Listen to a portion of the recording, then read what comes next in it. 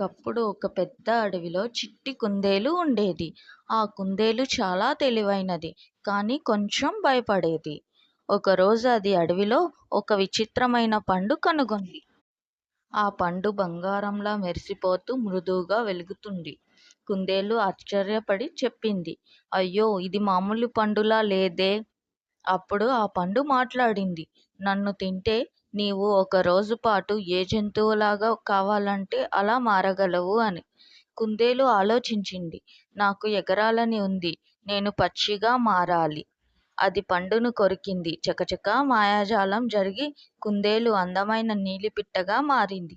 అది ఆకాశంలో ఎగిరి పూల తోటల్లో తిరిగి స్నేహితులను చూసి ఆనందించింది. కానీ సాయంత్రానికి మాయ తీరిపోయింది. మళ్ళీ కుందేలు తన అసలు రూపంలోకి వచ్చింది. అది నవ్వుతూ చెప్పింది, ఇతరులలాగా మారటం సరదాగా ఉంటుంది, కానీ నేను నాలాగా ఉండడమే బాగుంటుంది. నీతి: మనమేమిటో తెలుసుకోవడం, మనల్ని మనం ప్రేమించడం నిజమైన మాయ. Thanks for watching. Please subscribe.